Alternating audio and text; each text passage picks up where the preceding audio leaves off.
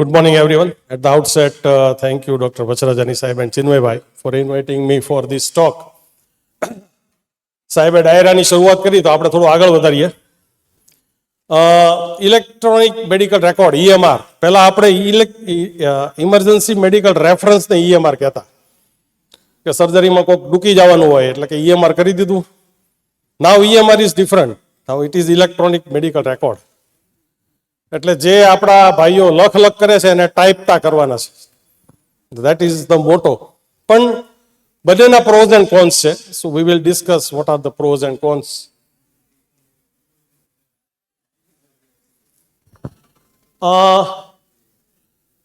The prescription landscape paper versus digital. Hand written prescriptions આપણે બધાય લખતા આવ્યા છીએ. એક નાનકડી ચિઠ્ઠી, રિપોર્ટનો પાછળનો ભાગ, પેશન્ટ ક્યાંક મળ્યું હોય તો એની એક કાગળની એક ચબરખી, ન્યૂઝપેપરનો કટકો, એ બધા ઉપર આપણે લખતા આવ્યા છે.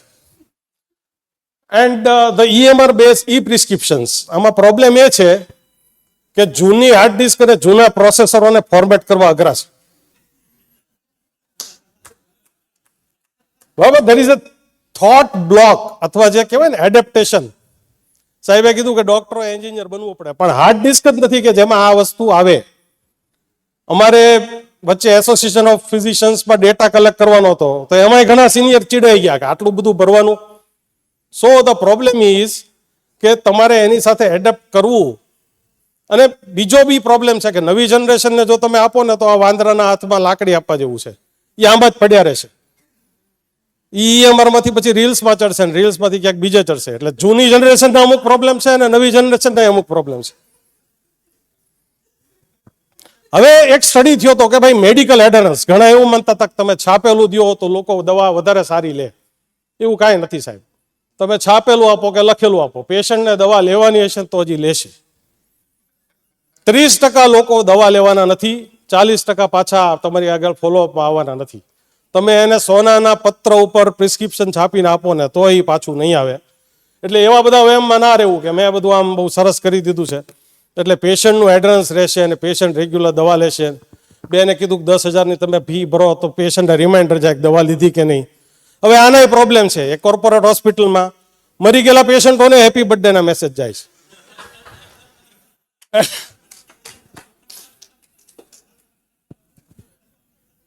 હવે ભૂલ કરવાની, શેમાં ભૂલ વધારે થાય છે? તો આ એક સ્ટડીએ કીધું કે ભાઈ ભૂલ તો લખવામાં જ થાય છે.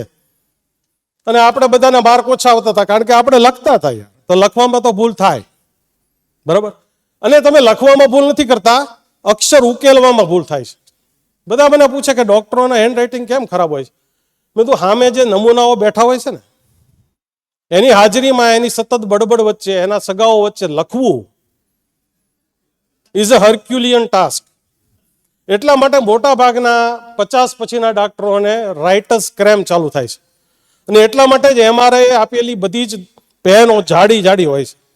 કારણ કે the treatment of writers cramp is you should use thick pen, જાડી પેન. એમાં ઓલી 2 રૂપિયાવાળી પાતળી ના ચાલે.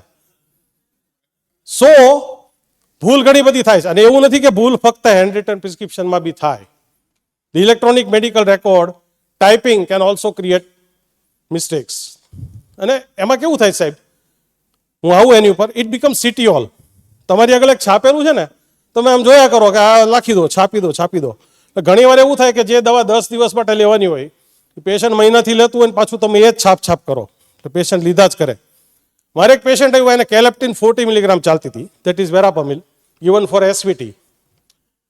હવે બીજું કે મોટાભાગના એક ઓપરેટર રાખે છે ક્લિનિકમાં આ બધું ટાઈપ કરવા. એટલે ACE એવું ટાઈપ કરે, કેલેપ્ટિનની બદલે સિપ્લેક્ટિન છપાઈ ગયું. 40 મિલીગ્રામની બદલે 4 મિલીગ્રામ. સિપ્લેક્ટિનમાં આવે સાયપ્રોએપ્ટિડિન. તો પેશન્ટ કે સાહેબ ધબકારા વધવા પાછા ચાલુ થયા પણ ભૂખ મસ્ત લાગે.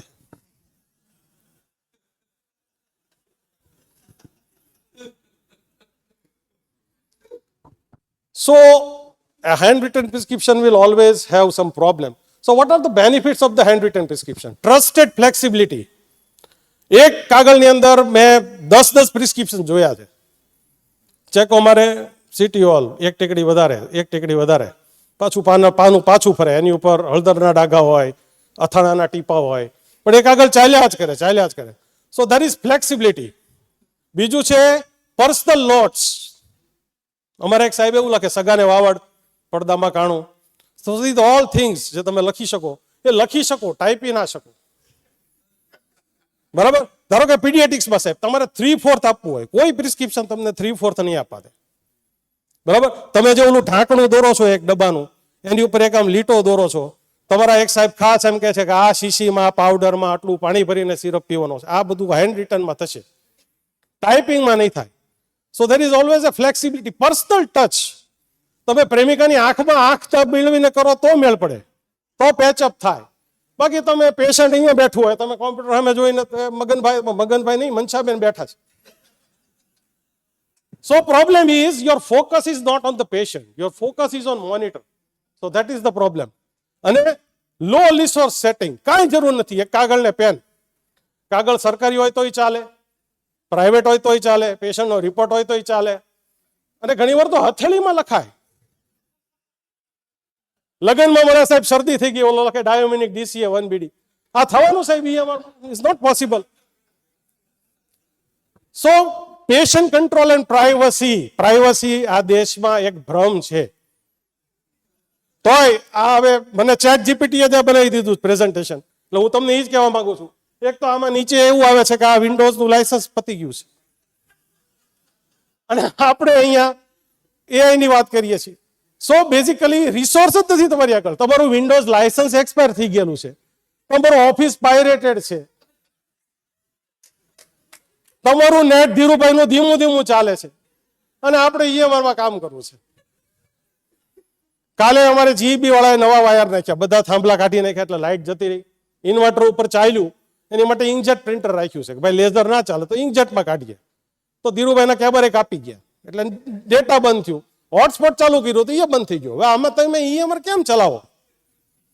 Reduce digital risk. આપણે બધા એટલા બધા સતત સ્ક્રીન સામે છીએ, બરાબર? મોબાઈલ, ટીવી, નેટફ્લિક્સ, અને હવે તો તમે આમાંય કાગળમાં જ જોવાના, સ્ક્રીન સામે જ જોવાના છે. And enhance security. હવે એન્ડ ટુ એન્ડ ટ્રાન્સક્રિપ્ટ જે શું કહેવાય છે, encryption. End to end encryption ખાલી ડોક્ટરના હેન્ડ રિટન પ્રિસ્ક્રિપ્શનમાં જ છે, કારણ કે એના અક્ષરો ફક્ત અમુક જ મેડિકલ સ્ટોર વાળા ઉકલી શકે છે. જો તમે એવું માનતા હો કે ડિજિટલ પ્રિસ્ક્રિપ્શનમાં એન્ડ ટુ એન્ડ એન્ક્રિપ્શન છે, તો એ તમારો ભ્રમ છે. હું એક એક્ઝામ્પલ આપું. થોડા વખત પહેલા એક પેશન્ટને મેડિકલ ઇન્સ્યોરન્સ રિજેક્ટ થયો હતો because that patient is having diabetes, જે એને ડિક્લેર નહોતું કર્યું. ક્યાંથી ખબર પડી? EMR માંથી. So your EMR data is sold. જે બી સાહેબ ફ્રી મળતું હોય ને એ ફ્રી નથી. There are hidden charges. એ તમારો ડેટા કલેક્ટ કરે છે. એ કંપની એને કહે છે કે સિપ્લાની કેટલી લખાય છે, યુનિસનની કેટલી લખાય છે, રેનબેક્સની કેટલી લખાય, સનની હમણાં કેમ બંધ છે, ઇન્ટાસની કેમ ઘટી ગઈ છે, આ બધો ડેટા તમારો જાય છે. સો આમાં પ્રાઇવસી હેન્ડ રિટનમાં એટલે છે કે તમે જાણો છો શું લખ્યું છે. બીજું, કાગળની ક્વોલિટી એટલી ખરાબ છે કે મહિનાથી વધારે ટકવાની નથી. એટલે જે જૂના પ્રિસ્ક્રિપ્શનમાં 3 વર્ષ દવાઓ ખાય છે ને પેશન્ટો, એ હેન્ડ રિટનમાં નહીં થાય જો કાગળ સારો ના વાપરો તો. This is one of the benefit. Flexibility in complex or unusual cases. હવે સિરિયસ પેશન્ટ આવે તો તમે એને ક્લિનિકલી એક્ઝામિનેશન કરશો કે ડેટા નાખશો?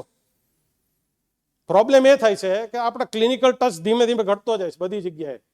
હમણાં જ ગુરુ મુખાણી સાહેબ વાત કરતો હતો કે ભાઈ પેશન્ટ આવ્યું, આટલા સિમ્ટમ છે, તમે વિચાર્યું, પાર્ટ DD મૂક્યા, પછી AI વાપર્યું.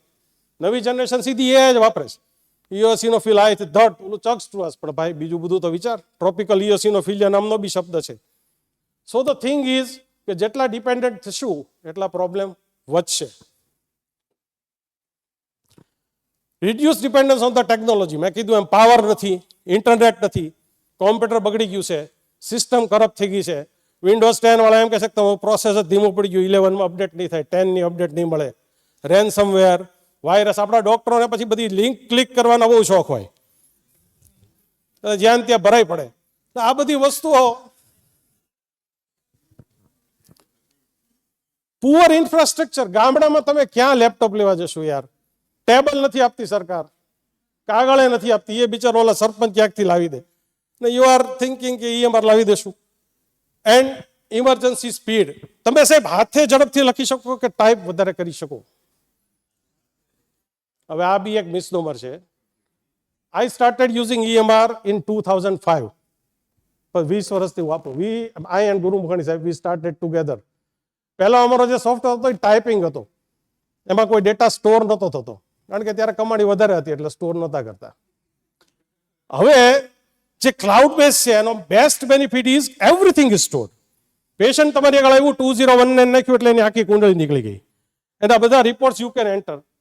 Even the patient has N app કે તમારી આગળ આવે એ પહેલા એ સ્કેન બી કરી શકે. બધા રિપોર્ટ સ્કેન કરીને અપલોડ કરી દે. તમારી આગળ આવે ત્યારે રિપોર્ટ તૈયાર હોય. જો કે એવા જૂજ દાખલાઓ છે કે જેમાં એ લોકો સારી રીતે મોબાઈલ વાપરતા હોય, એટલે એ શક્ય જ નથી. But you can use to store all the reports of the patients, CT scan images, x-ray images, ECGs. Patient આવે કે સાહેબ ફાઇલ તો ગાય ખાઈ ગઈ, શું કરો? So all your data is there in the cloud. That is the biggest benefit of the EMR. Reducing errors. Study કહે છે કે ભાઈ તમે ટાઈપ કરો એમાં લખવા કરતાં એરર ઓછી થાય છે. લખવામાં તમે એરર નથી કરતા, એરર ઇઝ ઇન ઇન્ટરપ્રિટેશન. તમારા અક્ષરો એવા સરસ છે કે એના ઘણા અર્થ નીકળે છે. So that is the main problem. ગુજરાતનો બી સ્ટડી છે which has shown that error is less when you are giving a printed prescription. બીજું, ધારો કે એક હોસ્પિટલ છે, everyone is using the same platform of the EMR. તો same number of જે રજિસ્ટ્રેશન નંબર છે એ બધે કામ કરશે. સર્જન આગળ જાય, ફિઝિશિયન આગળ જાય, તો same everything is there in that cloud. એના બધા રિપોર્ટ્સ, એના બધા પ્રિસ્ક્રિપ્શન, એની all medical history is there. તો આ બધું કરવામાં, એન્ટર કરવામાં ટાઈમ જશે. So if you don't have a someone who is taking care of this data backup, typing, તો તમારો ઘણો બધો ટાઈમ જશે. પછી તમને મેં કીધું એમ મગનભાઈ ને મનસાબેન જેવું થાય. તમારું પેશન્ટ ઉપર એટેન્શન જ નથી, because you are more focused on the keypad and the monitor. અને કીધું એમ એડપ્ટેશન, કેટલા લોકો સ્વીકારે એની ઉપર છે. ઘણા લોકોને હજી મોબાઈલમાં નથી ખબર પડતી. વોટ્સઅપના ફીચર્સ, વોટ્સઅપના સિક્યુરિટી, અનનોન વિડીયો કોલ દર્દીને ઉપાડે ને પછી કે ડિજિટલ એરેસ્ટ થઈ ગઈ. So thing is we are not still that much જે કહેવાય electronic intelligent. We are very intelligent medically, we are very intelligent scientifically, પણ ઇલેક્ટ્રોનિકલી હજી આપણી ઇન્ટેલિજન્સી થોડીક ઓછી પડે છે. પ્રોમિસ આપણને એવું મળે જ્યારે બી EMR સ્ટાર્ટ કરો કે it is very fast, it is very convenient, પણ તમે જ્યારે ટાઈપ કરવા બેસો ત્યારે ખબર પડે કે સાલું આ આપણું કામ નથી. સો most of the time what happens, કોઈ MR આવીને 3 મહિનાનું સબસ્ક્રિપ્શન આપી જાય, સાહેબ વાપરો તો ખરા. સાહેબ વાપરવાનું ચાલુ કરે ને યાદ સમજાઈ જાય કે ભાઈ this is not my cup of tea. એટલે એ પાછા પેન ને પેપર લઈને હાંજ સુધીમાં બેસી ગયા. System down time, Windows error આવે, બ્લુ સ્ક્રીન આવે, કામ ના કરતી હોય. સો all this things are happening. Paper ફસાઈ જાય પ્રિન્ટરમાં. સાહેબ મોટામાં મોટો હેડેક જો કોઈ હોય, આ પેપર ફસાઈ જાય ને, મને એમ થાય છે કે સાહેબે જે વાત કરી રોબોટિક સર્જરીની, એવા રોબોટ અમને પણ આપો યાર. આ પ્રિન્ટરમાંથી પેપર કાઢવાના. વાઈફાઈ ના ચાલે, તમે ડેટા ચાલુ કરો તો ડેટા ના ચાલે, વિન્ડો ચાલુ કરો તો આવો બ્લુ સ્ક્રીન આવી જાય કે ભાઈ આ તમારું વિન્ડો હવે કરપ્ટ થઈ ગયું છે. અમે ટ્રાય કરીએ છીએ ચાલુ કરવાની, પણ એ સાંજ સુધી ચાલશે.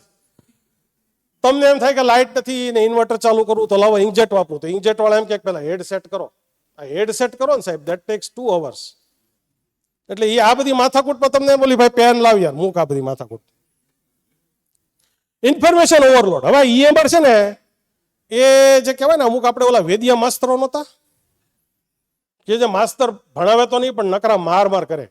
આ શું કરે, તમે જેવું લખો ને કે ભાઈ સિટાગ્લિપ્ટિન અને ડાફાગ્લિફ્લોઝોલિન, એટલે તરત વોર્નિંગ આવે, આ બે સાથે નહીં આપવાની.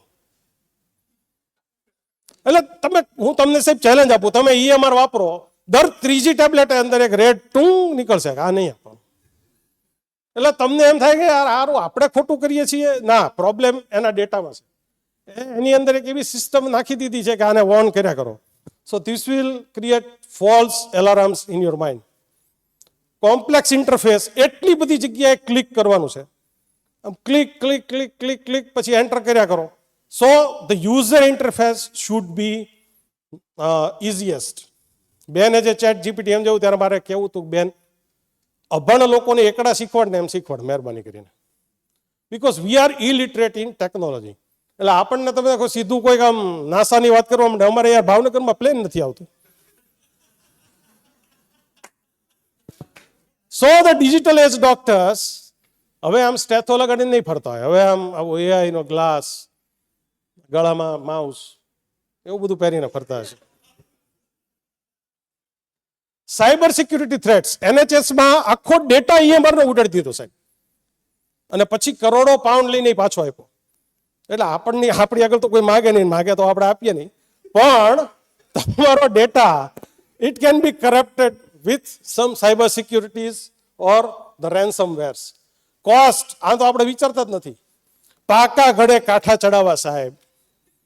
50 ને 55 વર્ષના તમે એમ કહો કે તમે આ શીખો, એની કોસ્ટ તમે બેને કીધું સબસ્ક્રિપ્શન વર્ષનું સબસ્ક્રિપ્શન તો ભરી દઈએ, પણ શીખવાડશે કોણ આ ચાલુ કરતા? સો there has to be some seminars. I say practical seminars. આપણે આ બધી ટોક લઈએ ને એનો કોઈ મતલબ નથી.